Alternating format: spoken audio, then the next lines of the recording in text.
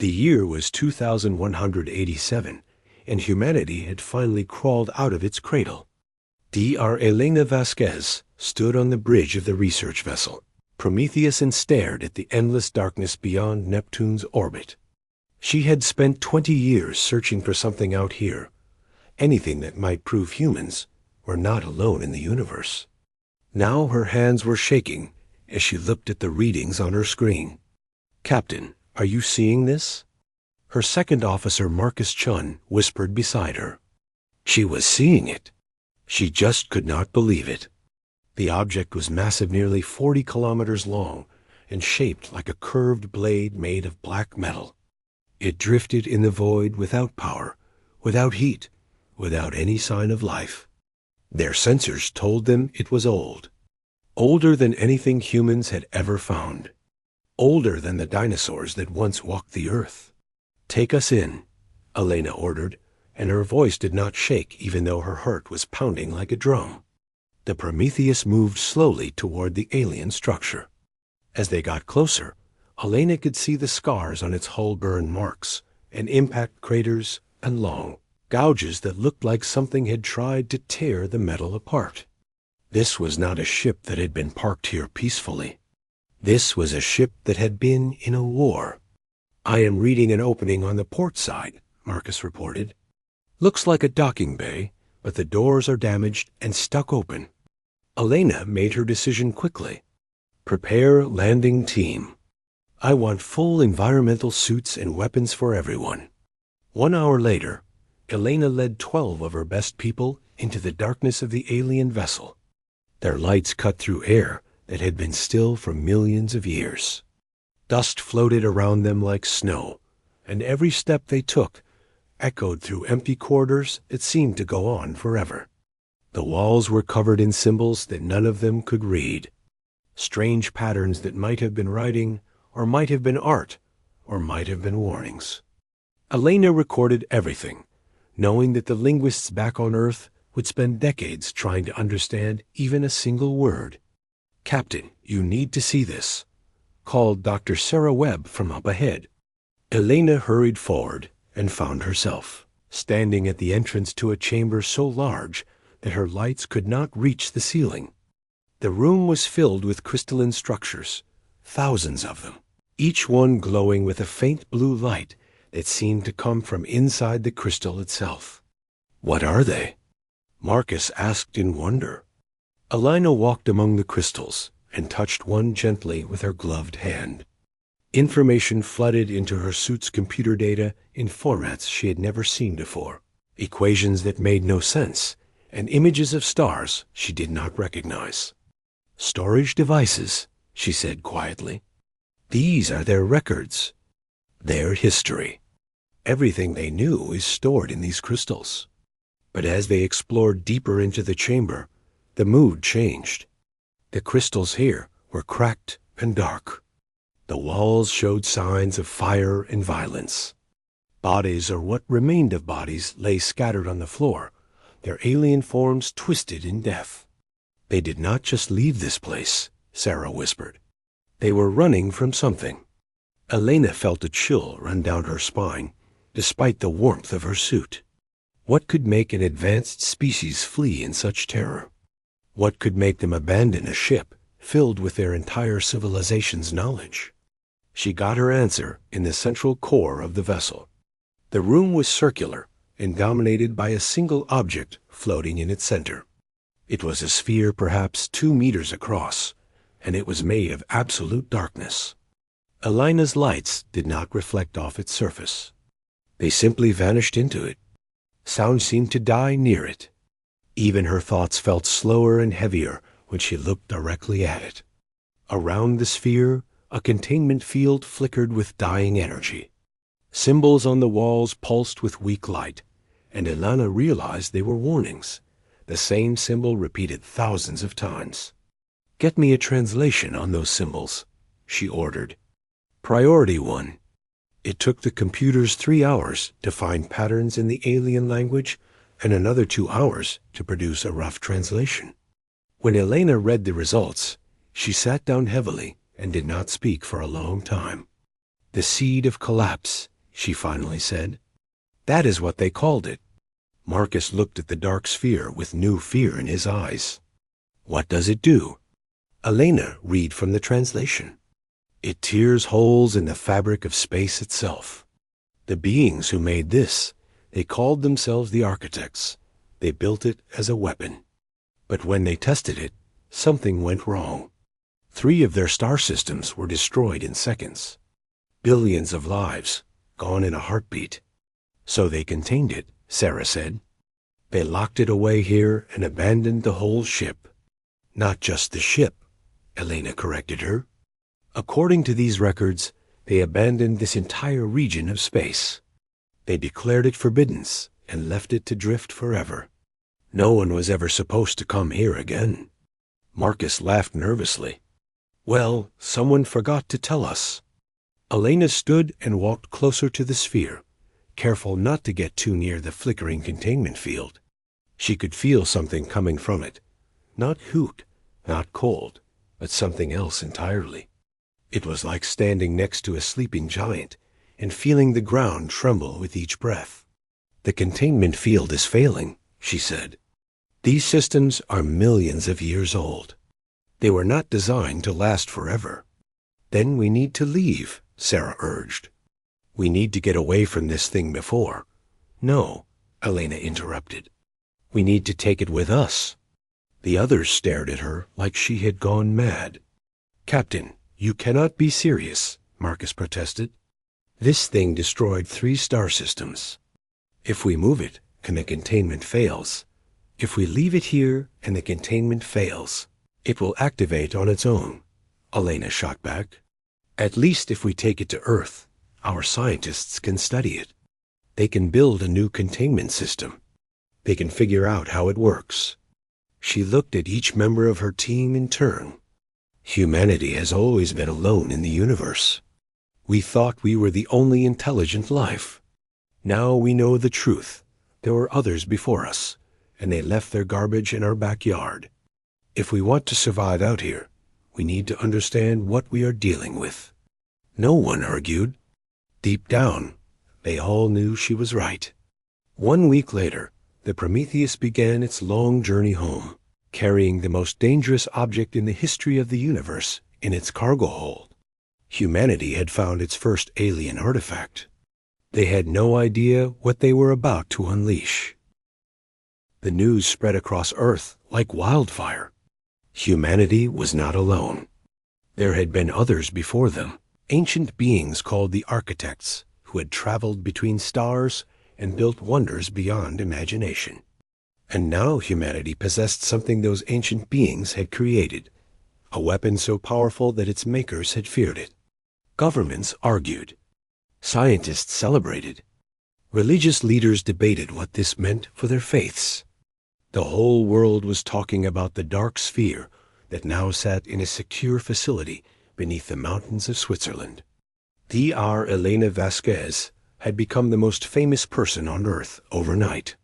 She gave interviews and speeches and answered the same questions over and over again. Yes, it was real. No, the aliens were long dead. Yes, the weapon was contained safely. No, they did not know how to turn it on. But the real truth was that Elena spent most of her time in that underground facility, studying the sphere and the crystals they had brought back with it. Every day revealed new secrets. Every translation opened new questions. The architects had been a civilization that spanned thousands of star systems. They had lived for millions of years, and they had been terrified of the thing humanity now possessed. Then, 3 months after the Prometheus returned to Earth, everything changed again.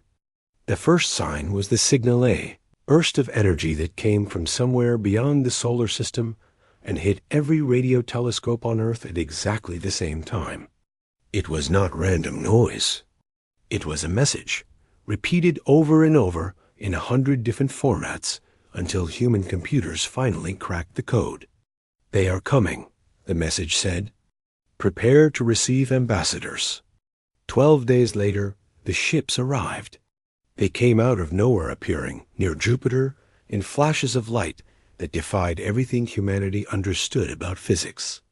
There were 20 of them, each one larger than anything humans had ever built, and they moved toward Earth with a speed that should have been impossible.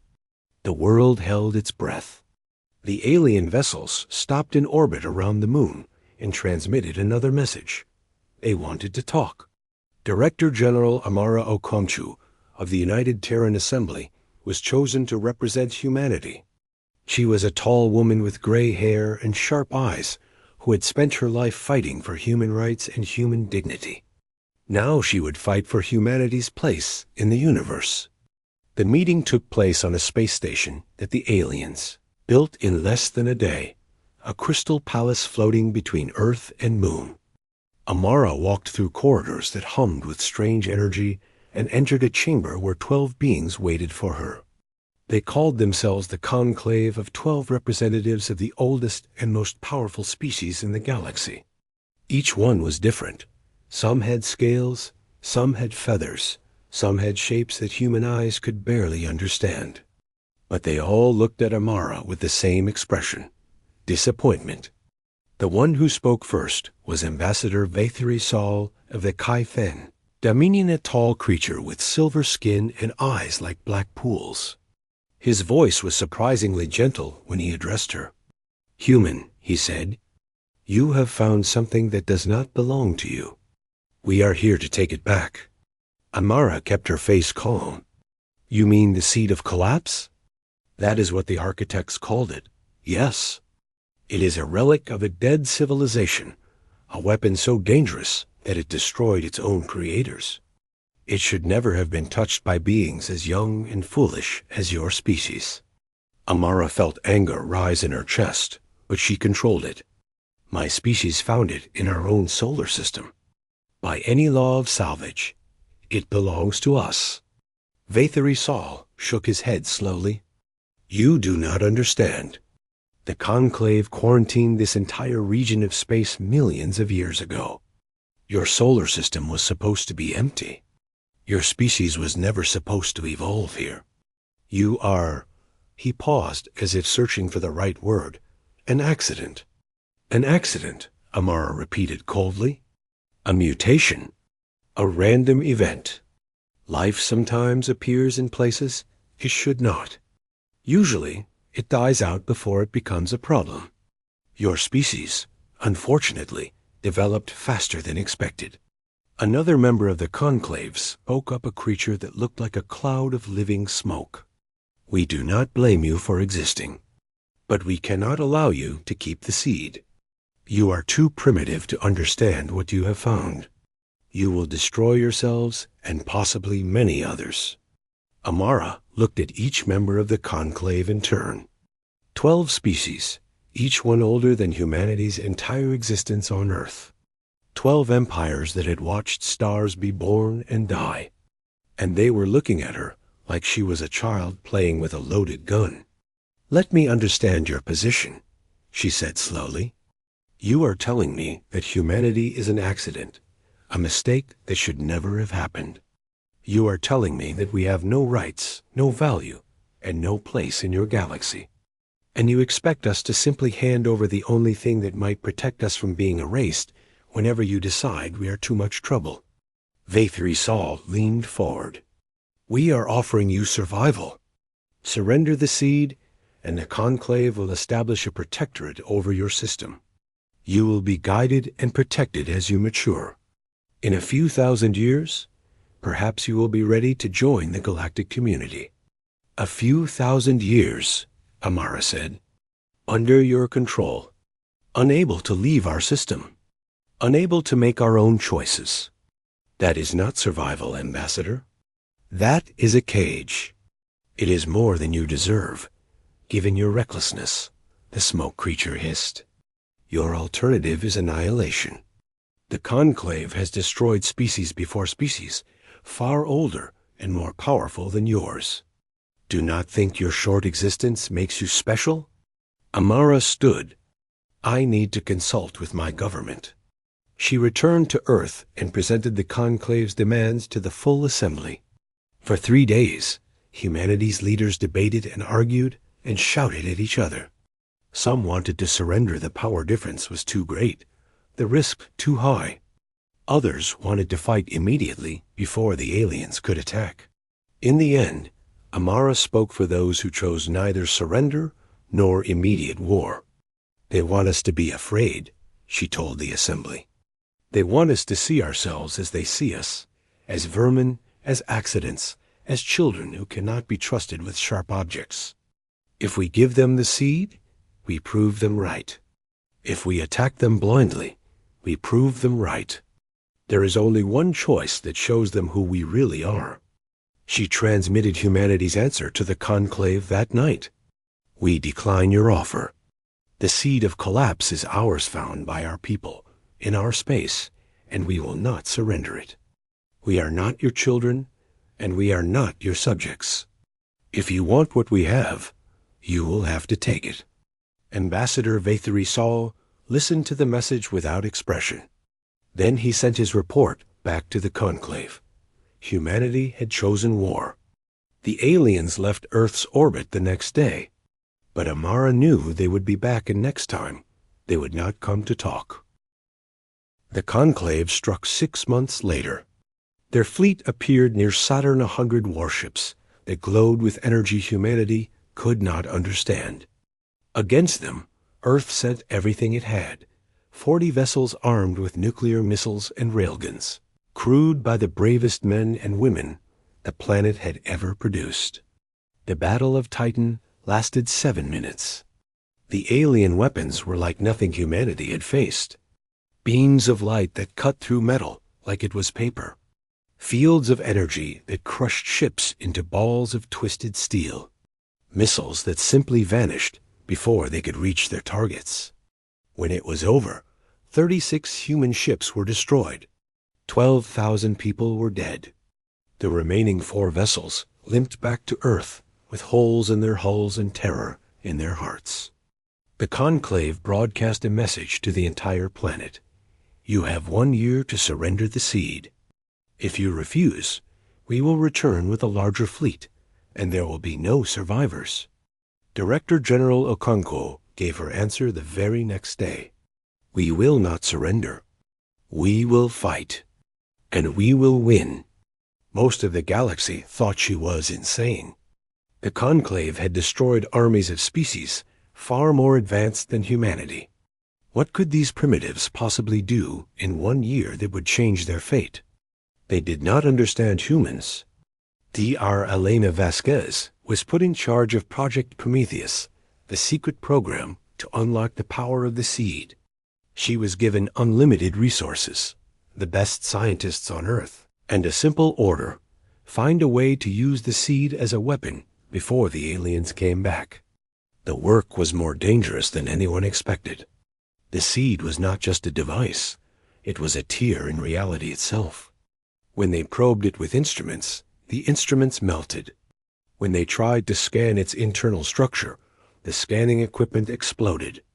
3 researchers were killed in the first week when a containment test created a tiny black hole that consumed an entire library before collapsing. We cannot study something that destroys everything we use to study it, Marcus Chon said in frustration after another failed experiment. Elena refused to give up. Then we need to find tools it cannot destroy. She reached out to every scientist on Earth, physicists and engineers and mathematicians who had spent their lives working on problems that seemed to have no answers.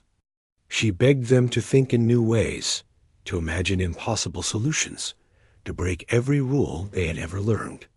And slowly, painfully, they began to make progress. The key came from a young physicist named David Okafor, who realized that the seed did not actually destroy matter. It moved matter into a different dimension.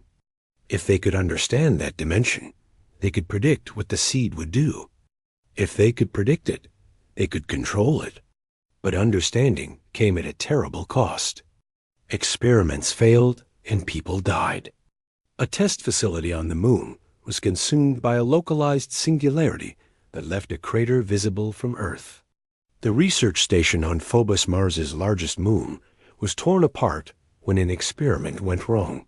killing everyone aboard, including Elena's own brother, Carlos.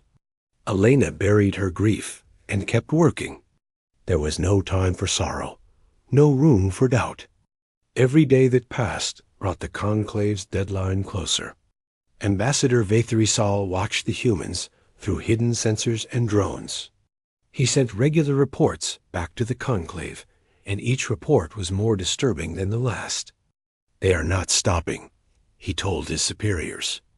"They are feeding scientists and soldiers and entire facilities into that thing, and they keep coming back for more. We have destroyed 3 of their research stations, but they simply build new ones. Their death count is in the thousands, and they treat it like an acceptable cost." The Conclave leaders were confused. Do they not value their own lives? "They value their freedom more," Vatherisal replied. "They would rather die trying to fight us than live under our control. I have never seen anything like this. They are not brave, they are insane." He paused before adding quietly, "I am beginning to think we made a terrible mistake." On Earth, Elena finally achieved her breakthrough. The date was marked forever in human history, March 15th, 2189. In a heavily shielded laboratory deep beneath the Swiss Alps, Elena and her team succeeded in creating a stable, controlled microsingularity. It was tiny, smaller than an atom, but it was real, and it did exactly what they told it to. For the first time ever, a piece of the seed's power had been tamed. The news spread through Project Prometheus like electricity. Scientists who had watched friends die now wept with joy. Engineers who had worked without sleep for months finally allowed themselves to hope. But Elena knew they were not finished. A microscopic black hole was a scientific marvel, but it was not a weapon. They needed to make it bigger, make it faster, make it something that could be aimed at an enemy and fired. They had 6 months left.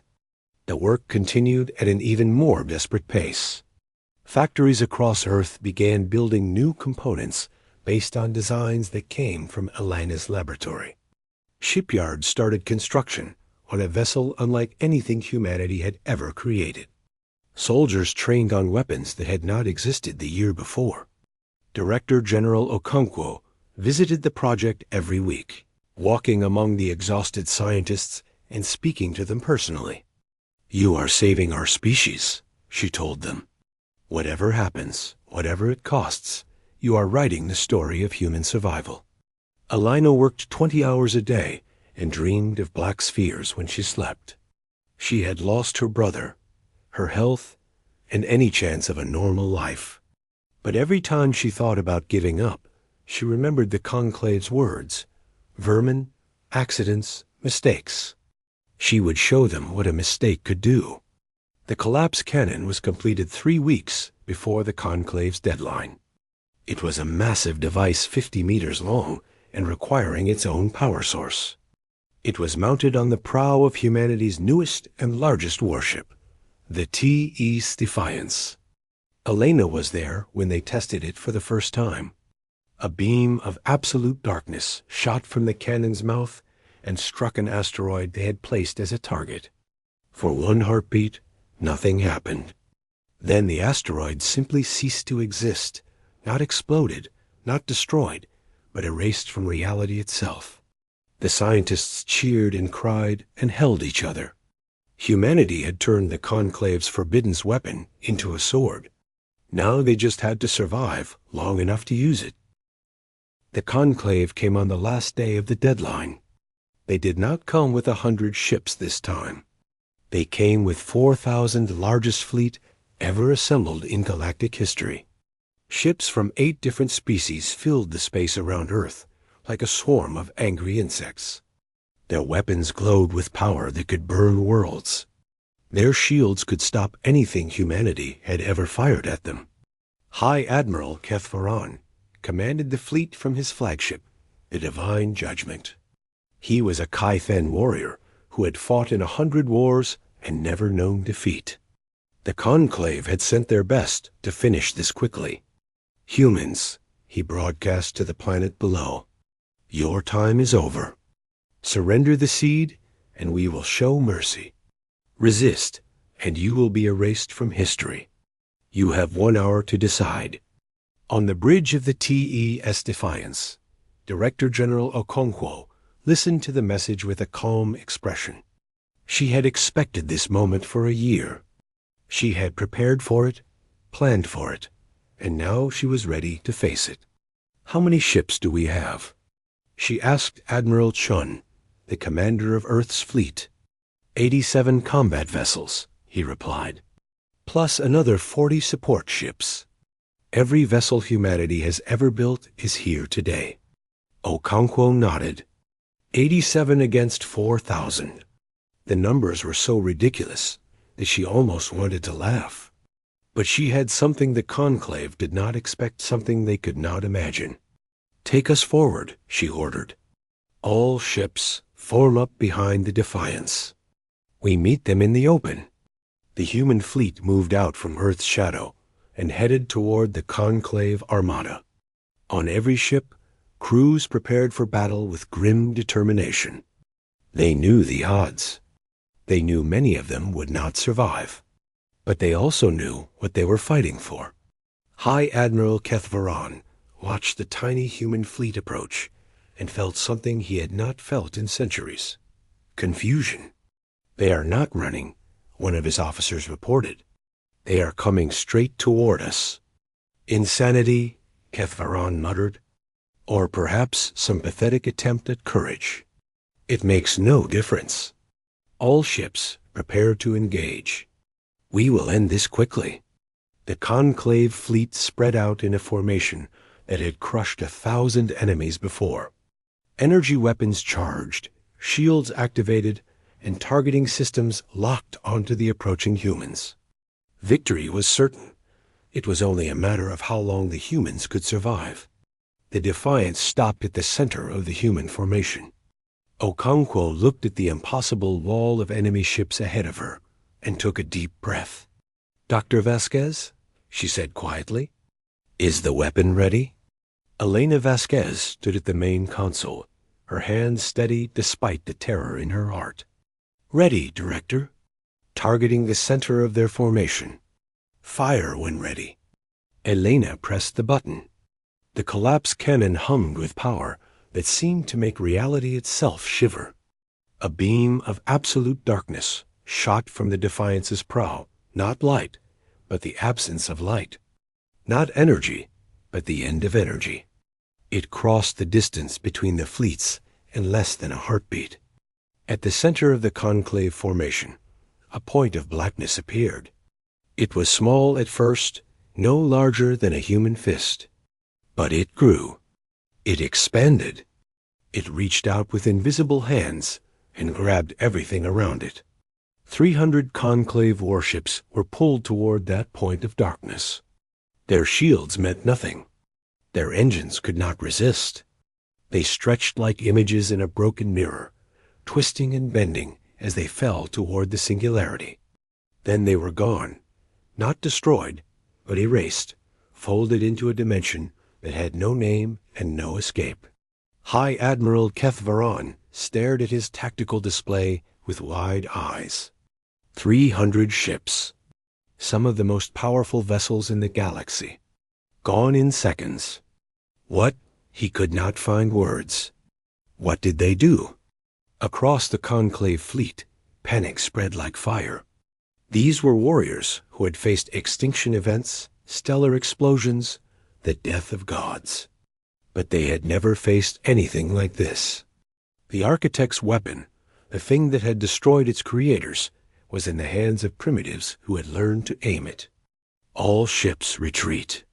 Kethvaran screamed, "Get us out of here!" But the humans were not finished. The Defiance fired again. Another point of darkness appeared, and another 200 ships vanished into oblivion. The Conclave formation shattered as vessels tried to escape in every direction. Forward. Okonkwo commanded. All ships weapons free. Show them what humanity can do. The human fleet charged into the chaos.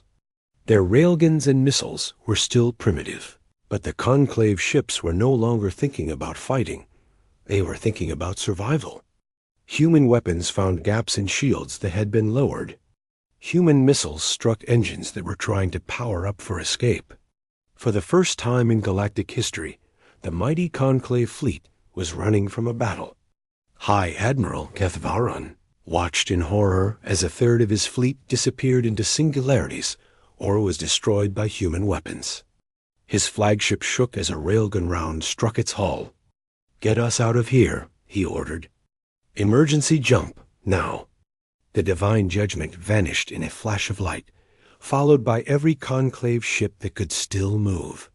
In minutes, a vast armada had scattered across the galaxy, fleeing from the small blue planet that had dared to defy them.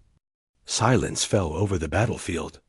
Director General Okonkwo stood on the bridge of the Defiance and looked at the debris floating where the conclave fleet had been. Human ships moved carefully through the wreckage, searching for survivors and confirming their impossible victory. "Casualties?" she asked quietly. Admiral Chun checked his reports. "We lost 23 ships. 8,000 dead. 8,000. The cost was terrible, but the conclave had lost over 1,000 vessels and hundreds of thousands of lives. The greatest military power in the galaxy had been broken by a species they called vermin." Ambassador Vathri Saul watched the battle's end from a diplomatic station far from the fighting. His hands trembled as he recorded his final report to the conclave. "They have done the impossible," he said, his voice shaking. "They have taken the architect's doom and made it their own. We called them insects, and they have proven us fools. We must negotiate, or we must destroy them completely. There is no middle ground." He paused before adding the words that would echo through galactic history.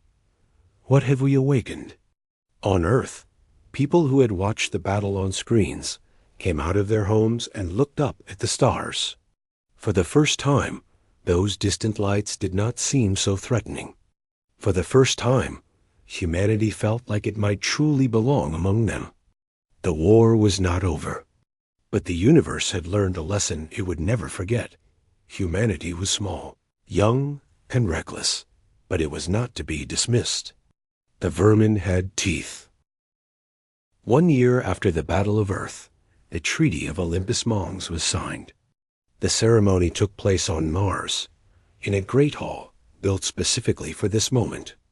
Representatives from 12 species sat on one side of a long table, and representatives from humanity sat on the other. Between them lay a document that would change the galaxy forever.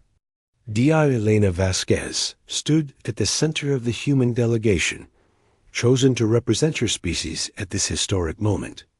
She wore a simple gray uniform and carried herself with quiet dignity. The woman who had unlocked the seed secrets now carried the burden of speaking for 8 billion people. Across from her sat Ambassador Vetheri Saw of the Kythen Dominion. His silver skin seemed duller than before, and his eyes held a weariness that had not been there when they first met. The past year had changed him, just as it had changed everyone.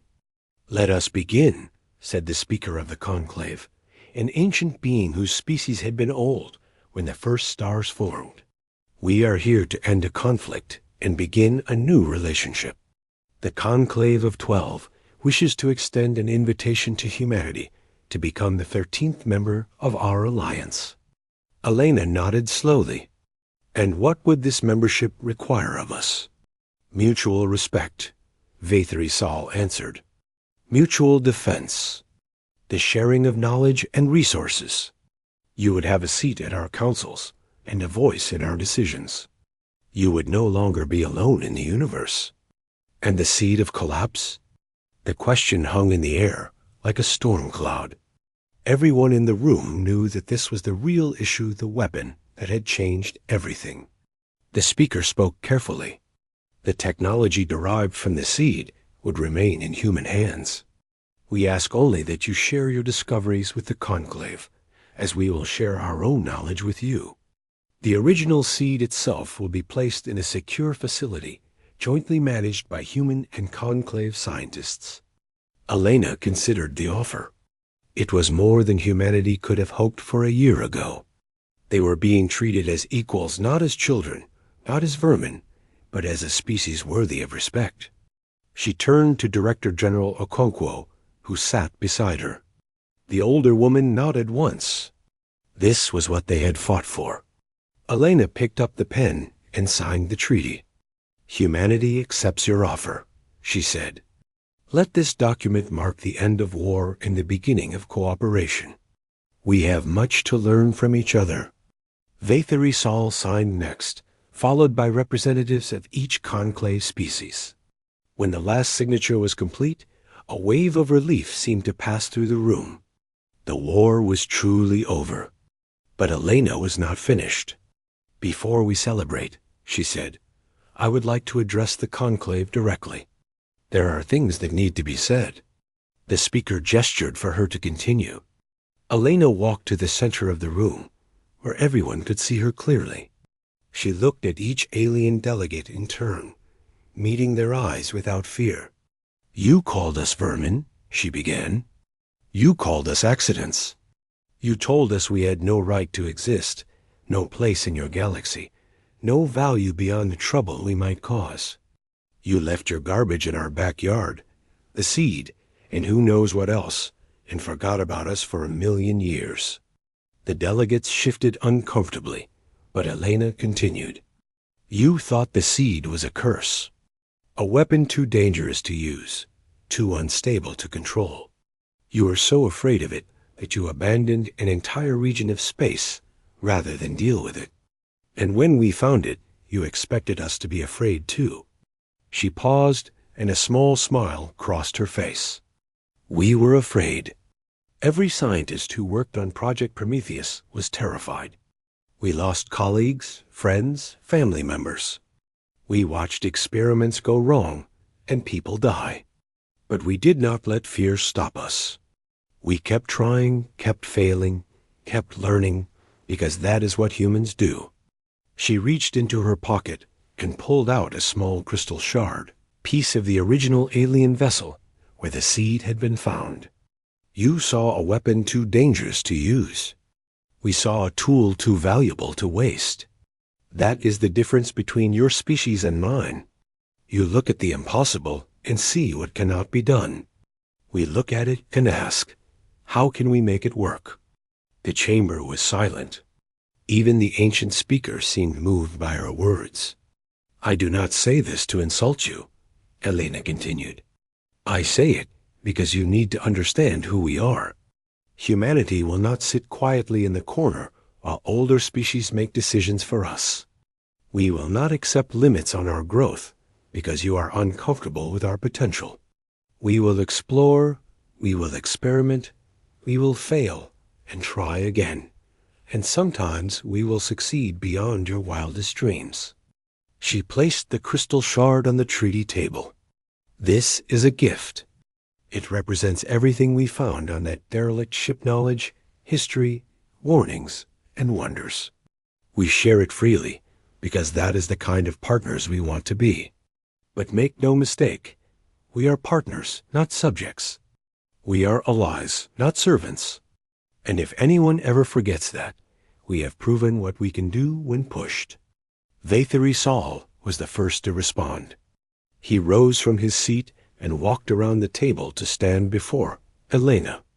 "I was wrong about your species," he said simply. "I have lived for 3,000 years, and I have never admitted that before. But I was wrong. You are not vermin.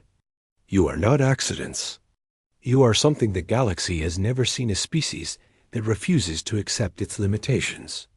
He extended his hand in the human gesture of friendship. "Welcome to the conclave, Ambassador Vasquez. I have a feeling you are going to change everything." Elena shook his hand firmly. In the months that followed, humanity began its true journey into the stars. The technology derived from the seed revolutionized travel, energy production, and yes, warfare. Human scientists worked alongside alien researchers to unlock secrets that had been buried for millions of years. Human diplomats negotiated treaties with species that had never spoken to outsiders before. But humanity did not forget where it came from. Deep beneath Olympus Mons, Director General Okonkwo now, old and gray, but still sharp-reviewed reports from exploration. Teams scattered across the galaxy. They had found more architect sites, more abandoned technologies, more secrets that the universe had forgotten. How many sites now? She asked her assistant. 17 confirmed, Director. Each one contains something unique. The architects were busy for a very long time. Okonkwo smiled. The seed had been just the beginning. The architects had left treasures hidden throughout the galaxy, and humanity was determined to find them all. Some species called it greed. Others called it recklessness. But humans called it what it truly was, curiosity. Elena Vasquez served as ambassador for 30 years before retiring to teach the next generation. She died peacefully at the age of 92, surrounded by students who would carry her legacy to the stars.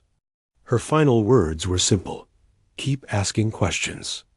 Keep breaking rules. Keep proving them wrong. The galaxy had called humanity vermin. Humanity had answered by remaking the universe. And they were only getting started.